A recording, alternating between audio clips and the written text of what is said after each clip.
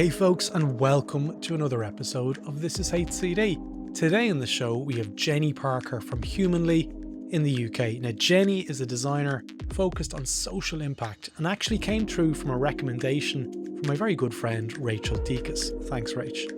Now this episode is for anyone who is looking to attract the kind of impactful work that many of us wish we could do more of. And we speak about what this looks like through Jenni's eyes.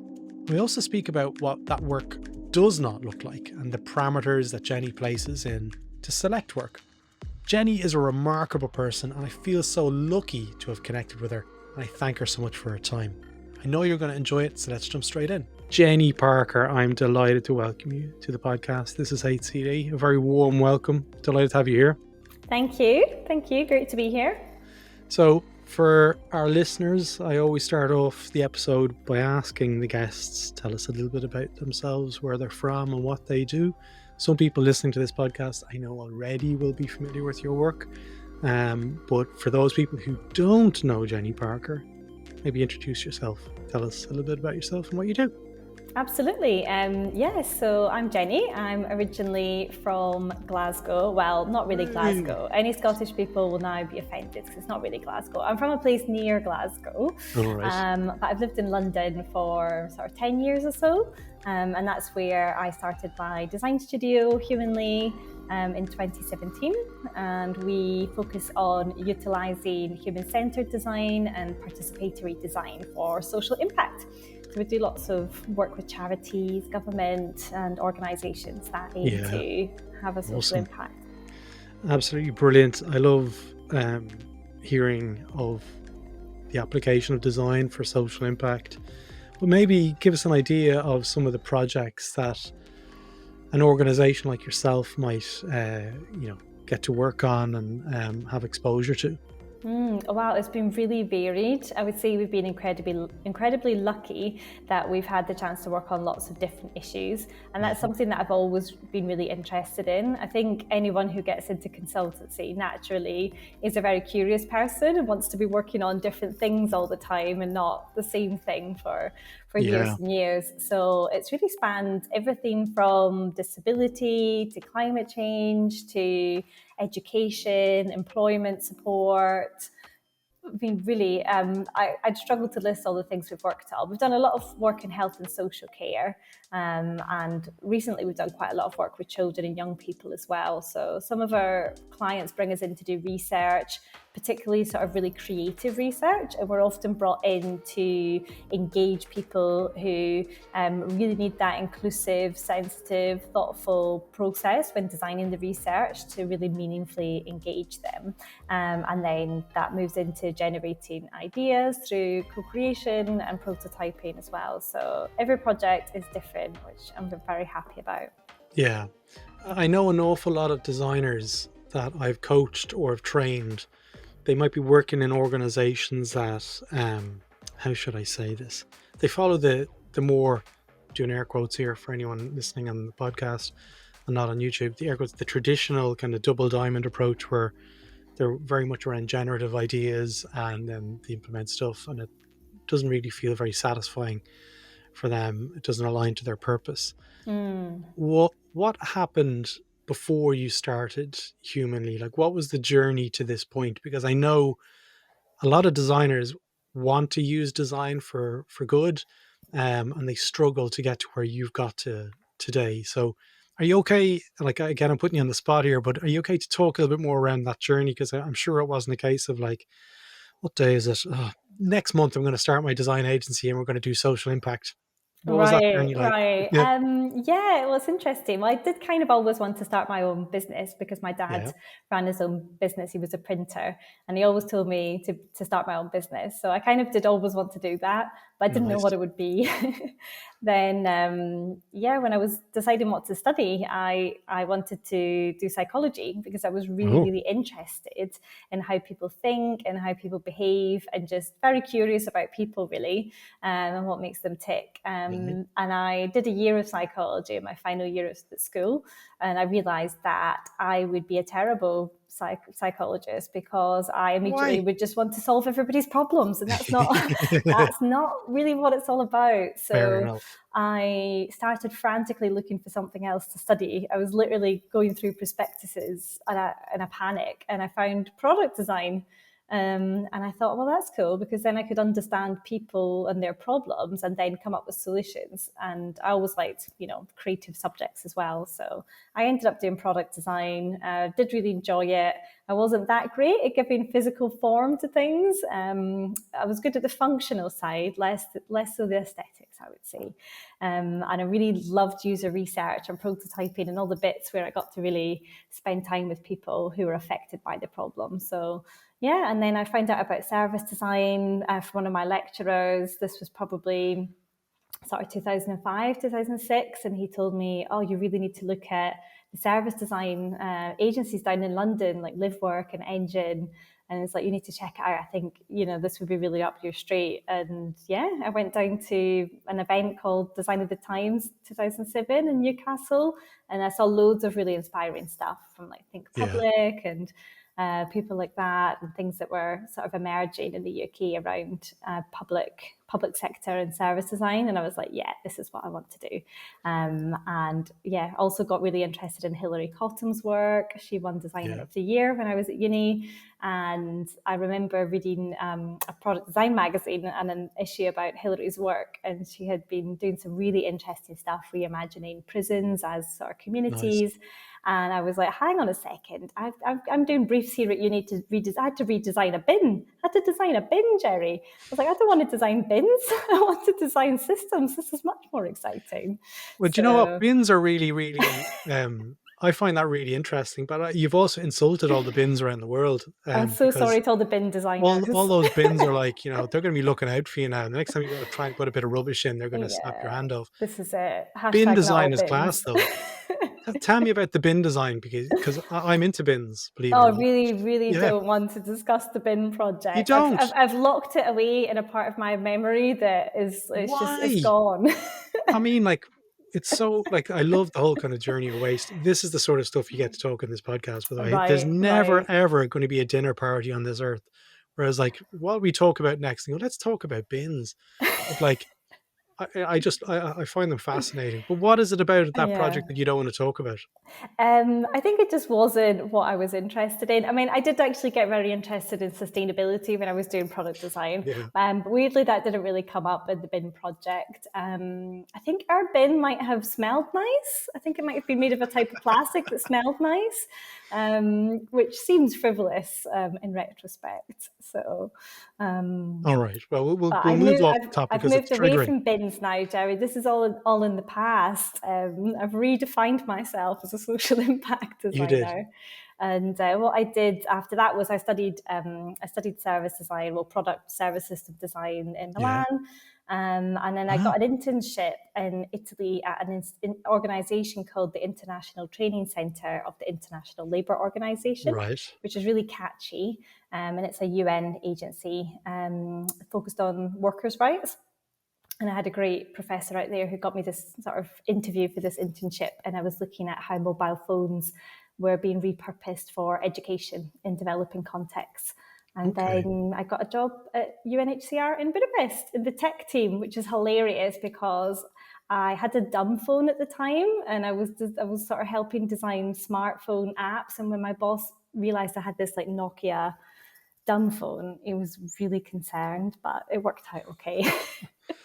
So let's just go back to the kind of work that gets you up out of bed in the morning. Okay, like the social impact work. Define what that looks like, and maybe also to follow on from that question, what kind of work does it not look like? Right. I think, yeah, that's a great question. I think for me, it's about recognizing that all the work we do as designers has an impact, which sounds really obvious. And I think for lots of people, the intention is always to have a positive social impact. But I think we do need to remember that we can have negative impacts as well through the work that we do. And whether that's intended or unintended, we need to be really, really mindful of what impacts we're having. both through the solutions we design and the organizations we work with and the people who are involved in that process. So for me, having that positive social impact means that I guess everyone who's involved in the process gains something from it and has a meaningful experience that's really a two-way value exchange. And the solutions we create have a measurable social impact and a sort of proven positive social impact through whatever means that might be. And yeah, that's the goal really, Yeah. to do something good, which sounds really cheesy, but Hmm. it's complicated. So can you tell us, I'm going to sound like a user researcher here. Tell us about a time that you've turned away work because it didn't align to your purpose and principles. Because you're Yeah, in a unique position. You're one of the founders, the original founders of Humanly. And for me, I guess my own position and the predicament sometimes I'm faced with is this a good fit for me? yeah, And being yeah. able to identify that, because I spoke to Ben Reason a number of months, maybe which could be a year ago now, around identifying what those kind of projects are, because you can be identified through that work in the future, and it mightn't align to your purpose at that present time. And I'm really interested in seeing how you've grown the business, because when you look at the track record of all the work that you've done, it seems to follow that thread really nicely of human-centered design. So how do you maintain that? Yeah, I think early on there wasn't really a blueprint or I guess a major discourse around this. Quite early on in my career, a question I started asking myself was, Hmm. is this empowering for the people who are supposed to benefit from this Yeah. project? Is it empowering or is it disempowering? Yeah. And that sort of came out of some early experiences working more in international development and humanitarian aid, where those power dynamics are really extreme, Okay. and those lines are very, very blurred. And that's something that I guess has always stuck with me. But now there's a lot more discourse and there's a lot more that we can look at. I think Katie McArcher's work is amazing. I was lucky enough to run a workshop with Katie in London earlier this year, Oh yeah, I remember you and saying that. one of the most I think appreciated things in the workshop was Katie's scope of practice, template and activity, getting people to really think about what they are sort of qualified really to do and what they're not qualified to do, and where there's a sort of maybe with the right partners or the right sort of skills from other collaborators. And I think that's really something that we've intuitively been doing for a long time. But getting back to the actual question about a Yeah. project that we've turned down, I guess the one that springs to mind was You don't it was have to quite. name the client as a disclaimer. You don't No, have I to name them. won't. Definitely not. But it was a few years ago, and it was a piece of work to do user research around mental health with people from the Afro Caribbean and South Asian communities. And at the time, we didn't have any people of color on the team, Wow. and specifically from those communities. Also, we did have freelancers from those communities in our network, so I reached out to them, but unfortunately no one was available. So Mm. I basically, I had to respond saying, I don't think we're the right people to do this. And I think for Yeah. certain things, it is so important that you have that lived experience as well. And I just Yeah. thought, how are we going to build trust and rapport with people? And like, why would Absolutely. people talk to us? It was just didn't sit right with me. But a lot of this is just intuitive. But we're starting to have frameworks to guide us on these things and not relying on our own moral compass. So you have your own frameworks. We don't have our own frameworks. We are still largely working off of impulse. But I think Kay's work around scope of practice is something that every Okay. designer should do and should really, and the sort of checklist of are we the right people to do this work, Yeah. is something that everyone should be doing at the start of every project, even if they work for an organization, and sort of using that as a tool to push Yeah. back potentially if they think they're not. Absolutely. I've never regretted saying no to the work when it aligns to my purpose. I remember there was a scenario that I was faced. I was young when it happened. I was probably 29 or 30, and it was my first kind of design business in Sydney, and a coffee chain by the name of, should I name them? It sounds like Oria, jeans, Okay.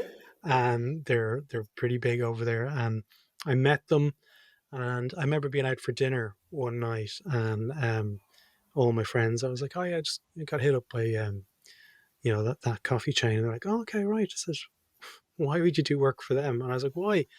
They says, "Oh, they have a car company that it's called the Jesus Car, or something along these lines." I was like, "What?" And he says, "Oh yeah, they're part of this church, and they've got an ulterior motive for some of these things." And I was like, "I don't believe you." And the following week, they were found to have given money to the sort of the opposition of encouraging gay marriage to be approved in Australia. So I just said, "Hey, listen, look, I don't think this is the right fit for me. We're really busy, and unfortunately, I'm going to be turning down this project." I was not in a position to get into it. And about 3 days later, I had the most awful phone call message left on my phone, kind of threatening me about, like, "Is it because of all her right?" And I was like, "Oh my god!" So I knew at that moment that I'd done the right thing, Yeah. Yeah. So I might chop that bit out of the podcast. I might not.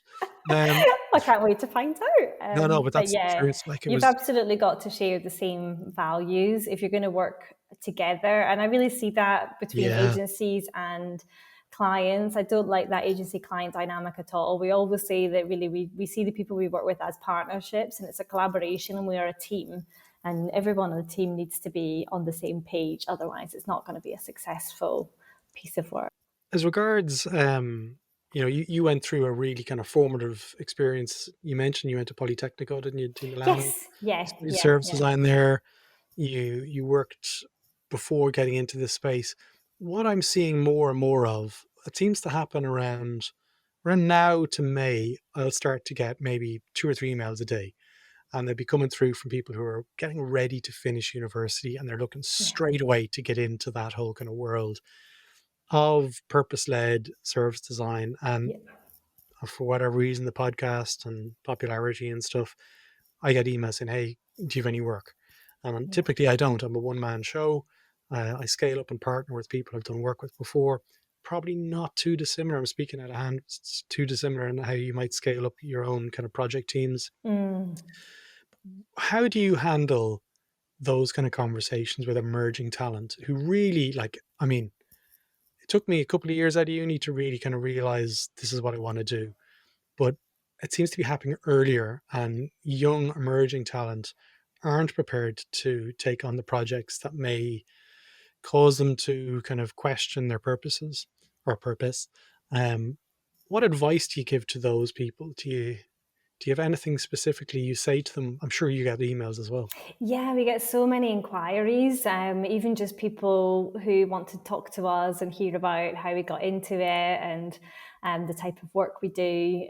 Because the team's so small, we can't talk to everyone. We do try to talk to as many people as we can.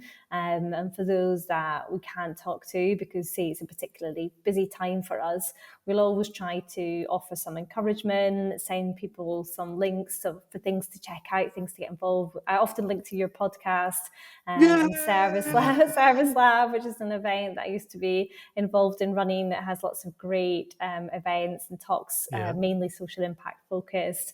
And yeah, we've got sort of links to our case studies and talks and things online so people can learn a bit more about it. I often, if people have studied something different or have worked in a different field, I'll often suggest that they do some free training. I think there are some good free training offers out there in human-centered design, just to dip the toe in and have a go and just have the confidence to do that and try it out for themselves. If people have studied design, it's just a case of talk to them if I can, give them a welcome into the industry. I think for a lot of people, it's just having that warm welcome. And I know how much that meant to me when I was a student or a graduate, just having people Absolutely. going, yeah, do you know what? I can have a 20-minute chat with you. And just seeing a friendly face who was in the industry and sort of Welcoming. just encourages you, doesn't it? That it is tough. It's really, really tough. And we get people offering to volunteer their time, and we can't accept that type of support for multiple reasons, but most importantly for equity reasons. And not everybody would be able to give their time for free, right? So if we're going Yeah. to offer any opportunities, they will always be paid opportunities, Yeah. Same. so that they're equal opportunities. But yeah, it's tough. There's so many people out there trying to get into this space.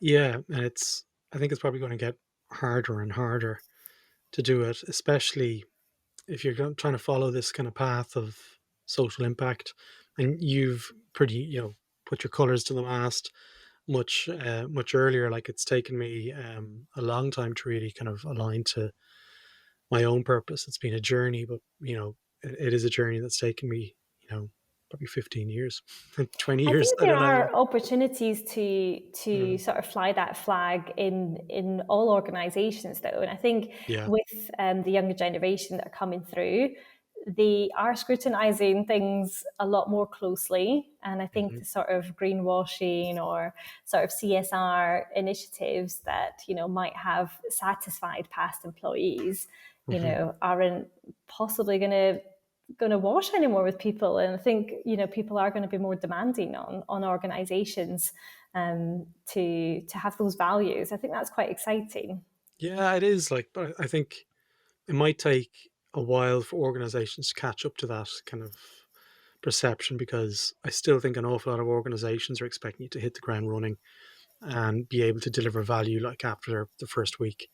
Um, it seems to be more popular than ever just to hire junior designers, not give them any growth, not give them any nurturing, and not give them any training either, and Yeah. expect them just to sort of create miracles on their own, and then question their intelligence when it doesn't happen. They're the kind of emails I get, time and time again. It makes me sad, but what makes me really happy is when people get connected to people and they see that there is other opportunities to work that can actually connect to their purpose, which is what I can see happening humanly anyway. Like, we mentioned there before we started recording, Rachel Deacus, Yes. and Rachel's work at, she does an awful lot of work in trauma informed design and is currently at the White House and stuff. What is it about that kind of work that you see being more and more, I guess, important um, to the future of social impact, how we design? Well, I think in design we've got a long history of sort of borrowing and learning and evolving practices from other areas, which is one of the things I love about this field. It's not static, and we're always we do get, maybe we get a bit overexcited by shiny new tools and terms. But historically, we've borrowed from anthropology and like sort of utilizing ethnographic methods and so forth. And the conversation is always shifting and Hmm. moving on, which is great. I think trauma informed research, trauma informed practice, design, care has really come to the forefront in the past couple of years, which I'm excited about. And I think it's that with that awareness comes the interest, the curiosity, and the desire to incorporate into our practice. So I think it's just because it's come to the forefront of the conversation, people are sort of quick to try to learn more about it, apply it, which is great. And I'm also in that situation trying to upskill myself more in what trauma is, what it looks like, how it Mm. might show up in the work that we do, and how we can respond Yeah. appropriately and sensitively. My only concern is that I do hear the term being bandied about a lot and sort of used a lot by people who don't have any sort of expertise, whether clinical or other expertise in trauma and in those practices. So I'm always very cautious about it. I mean, I don't describe our work as trauma informed, for example, although sometimes when I'm chatting to Rachel, she'll say, "Oh, that's a great trauma informed practice." And I'm like, well, great, I'm really glad to hear that. It didn't come from a place of knowing about trauma and sort of designing it in that intentional way. And I think a lot of the things we do instinctively, probably fit and sort of reflect some of those practices. But I do think there needs to be that expertise needs to be part of the conversation as Yeah. well, and part of developing that practice. I'd love to develop our practice. I mean, I'm always nagging Rachel to do more training opportunities. Stop the lights.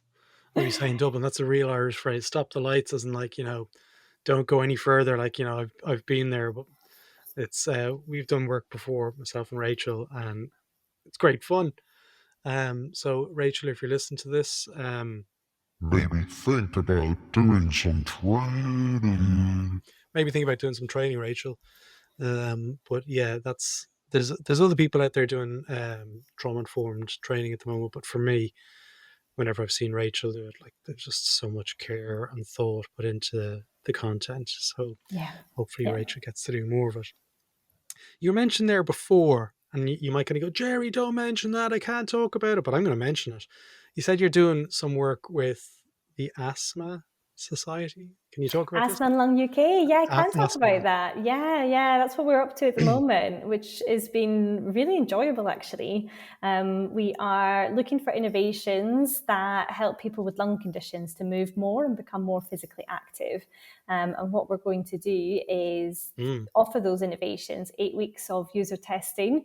Yeah. So we'll actually take those products, put them in the hands of people with lung conditions for 8 weeks. We'll do interviews with people at the beginning and end, and sort of, diary study throughout, and then report back to the teams behind the products on what's working, what's not working in the real world, and how they can improve their products. And the whole idea came from the insight that Asthma and Lung UK had, that a lot of products that are designed for people with lung conditions and in the health space more generally go through really stringent protocols to be regulated and be like a medical device, etc. And a lot of that is focused on clinical trials, improving medical efficacy, but not a lot's done around usability and desirability. So they might prove that it works if people use it, but those trials are done in really controlled environments with very motivated people, and it doesn't always translate to real world uptake. So we're really keen to see what happens when you put those products out into real world settings and how they integrate with people's everyday lives or don't. Yeah. So it's going to be fascinating. Tell me about the kind of trauma that might persist in, say, the service creation for the Asthma and Lung Society. It's probably a loaded question. I myself, as an asthma, I've had asthma since I've been about 12. And for anyone listening, they would have known that towards the end of last year, I was kind of breathing very deeply on some of the mics, some of the interviews. But I'd love to know any insights that you've garnered from that project in particular, and just how you've changed your approach based on a trauma informed design lens. Right. Well, I mean, as I said, not an expert in trauma or No, it doesn't matter. trauma-informed design, This is the but thing, I'm though. learning. I'm learning every day. It's been Yeah. a huge learning journey for me, and one of the things we're really lucky to be doing in this project is we're working really closely with people living with lung conditions. So we formed a co-design team right at the beginning of the project when we were brought in to deliver the program in collaboration with Asthma and Lung UK. And on the team, we have 5 people, very diverse group of people living with lung conditions, plus myself and Ali from Humanly and some of the Asthma and Lung UK research and innovation team. And I think having them in the team, and we have really regular meetings, and we get input from our co-designers on everything really, and they're involved in all key decisions, and currently they're helping us to review and select what innovations go into testing. We're interviewing the innovators, and I've been going to them first on the interviews to ask questions, and then we go last. And it's really, really been helpful, and it's highlighted a lot of things to me around, just hearing the questions that they have and the comments they have around the links between mental health, well-being, and asthma and lung conditions. And some of them have experience of trauma that they've bravely shared, and it's really helpful to have that lived experience and that understanding, and just looking at it from a very personal level more than a, I guess, practice level. That's kind of where we're at the moment. No, I think it's great to even bring the conversation in. Like, as much as we want to say, and just want to preface the whole, I'm not an expert. Like, that's a very common reaction, especially when something that is so important And my take on that, the fact that you're even presenting it and you're talking about it and you're open about it, it kind of moves the conversation away from being an expert into a kind of a facilitator of the experience for research and so forth, giving it the room to breathe. So for anyone else out there, it's not just a case of saying, "Hey, once I mention it, tick, done. We're doing trauma informed design." It's not. It's definitely it's an area to study and upskill in. But to what Jenni's talking about, like Jenni is, a phenomenal practitioner, and like anyone, doesn't want to come across as being like, "Hey, I'm the expert in all of these areas. Like, hire me and dun, I'll do all this kind of work." But for me, the fact that you're even talking about this stuff and weaving the client involvement throughout the process is very, very special. More and more people should be doing this and talking about it, because we still see it, like when you go into organizations and how they research and how they use it as an extraction method as Yeah. opposed to an opportunity to learn. It's really, really powerful when it's done properly. Yeah, and it's more meaningful, and the impact's great. The results are better, but we need to slow down to do it. That's one of the biggest things. Just having the time.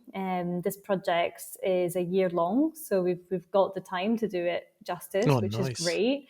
And most of our projects are longer and slower, and I think that's really key. That's another thing, actually. Sometimes we turn down projects because we look at the time scale and we look at the ask and we go, no, Can we do it? no, we couldn't involve people with, experiences, traumatic experiences, for example, and do that really sensitively and appropriately within those timescales. So, those ones we do have to walk away from as well. Yeah.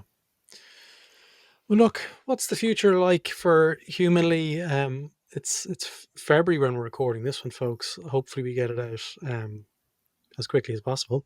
But what is the year? What does it hold for Jenni in terms of the goals that you're hoping to kick this year? You mentioned like the asthma and lung project can go for a year, but what other things have you got in the pipes? I think the thing I'm most excited about is getting closer to that genuine co-design and that joint decision making in projects. And now that we're actually starting to get those opportunities, it's great. I mean, we're learning so much, and that's what I love about this field. It is changing all the time, so there's always a chance to learn and evolve your practice. So that's a biggie for us, actually moving into that collaborative design and decision making space. We're going to be doing some more work with children and young people in Scotland as well, which is Amazing. great. I love going to Scotland and love So working do with I. kids. Like, it's so great, especially doing co-design with them. Yeah, Like, they're absolutely much better than adults, much better. Absolutely. I know that. No problems. No Absolutely. problems generating solutions to problems. So Yeah. quick to, very yes and audience. I wrote a little blog about Yeah. this, like children are the Oh, ultimate yes and send that to audience, me. because I will, because, Yeah. if you show them a prototype, they don't go, oh, there's too many steps. They go, oh, that's too many You could steps. add But stairs do to you know, this thing. exactly, yeah. It's like, well, why don't we just add a quick add feature? And they just bounce You could around have and a like, robot. Yeah, there. exactly, very, very quick to come in with solutions and not just complaints. So, Have you had any of these experiences? I was in Amsterdam last week and I was speaking to one of the trainers I was working with, and he had a similar position on this. I did 100 design thinking, or I did 3 or 4 design thinking classes over in a school in Dublin before Christmas, 100 students. And I was using Playmobil Pro and we were prototyping some things. Now, this people may say to me, don't be using these stereotypes, Gerry. But what seemed to happen was there was a pattern between the boy and the girl. The girl would, this is just generically, they would always pick up the stuff and they'd be really respectful of each other. Whereas the boy would stand up to present and he was like, this is a gun and we're going to shoot everyone. Or this is a knife and the other person, they do stinky things. And I'm like, oh man, it was so difficult to curtail the excitement throughout the session. How do you handle that when you're working with children? Right. Well, we haven't given them Playmobil, and I don't think I will after this. So Yeah, that's good to know. was crazy. We have had children get overexcited with Yeah, stickers before.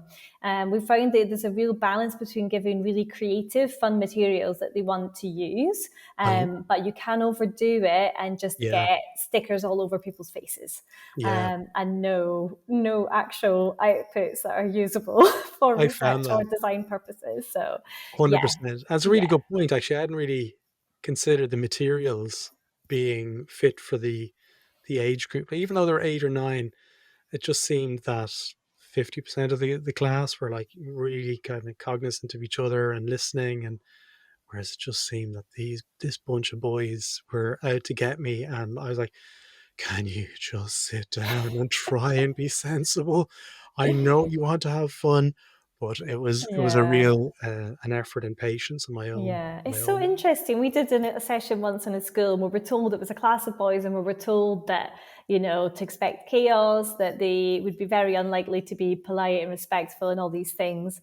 But actually, it went really well. We had some really good chats with them. And I think just, the fact that we went in and we just, we were really interested in their ideas, and we were really listening to them, and yeah, treating them in a sort of, adult manner. They were actually completely fine. They were good as gold. Yeah, So sometimes it's just not, well, with kids, you have to expect the unexpected. Just, whatever warnings I, you're given by a teacher or a staff member before you start the session, it may or may not be applicable. it was Yeah. hilarious. Every time I went to the next class, I was doing it with Alexa. We've got this business called Makers and Doers School, and I'd be like, there'd be a knock on the door a few minutes afterwards, and there'd be a little boy coming in. He'd obviously been told off. He'd be like, "Hi, Jerry," and I go, "Hey, what's going on?" And he's like, "I've got some of your Playmobil. I need to give you." And it was like Yeah. a train going through the school of just all my Playmobil was being, let's just say, left behind to be Yeah, I protected. think you need to accept a percentage loss with any Yeah, materials, and that you will not get them all back, and not no. all the outputs will be gold, but there will be gold in there. So, And they're still talking about it. Apparently, they're still saying when's that person coming back, because we had so much fun. So the excitement for oh, me that's great. is part of the thing that we want to try and design for. Yeah, yeah. But look, we could probably speak about loads of stuff. But I guess I just want to, throw some light and some perspective on Humilly over in London and Jenni's work. They're remarkable what they're doing. But if people want to connect with you and ask questions and stay up to date, we could obviously put your LinkedIn in there. It seems to be the most popular one for people. Are there other ways for people to stay in touch? Do you have a newsletter or anything else that you want to maybe push subscribers to? No, not really. You can give us a follow on Instagram at Design Humanly, No or worries. X if you're so inclined. We are still on there, but by the time this airs, we might not be. It's difficult to tell. There has been Um, an exodus over there. but bunch. But you can Yeah. drop us an email as well at hello@designhumanly.com. We Right. get back to, and why am I saying this on a podcast? We get back to all the emails we receive, not always in a timely fashion, but you will definitely receive a response eventually. Oh, very good. So Yeah. do reach out, and yeah, if you happen to be London based, then come have a coffee. That would be the best way, really. Come and It's great if you get a couple have of a busloads of cuppa. people knocking on your door saying, "You said on that podcast we can all Well, try I and like make that. I this." like to meet other people who are trying to get into this, people who are already doing it. Yeah, we're people, so we Brilliant. like that. For sure. Jenny, listen, look, I wrap every episode up by thanking people for their energy and ultimately their vulnerability of having a free flowing conversation. Like, we don't do any planning as regards scripted questions on This Is HCA. It is an open conversation. For me, it's the most enjoyable. And for the listeners as well, they get to see the real thing. But again, that takes a bit of vulnerability to do it. So again, Jenny, thank you so much for giving me your time and energy today. Thanks for having me. It's been a pleasure.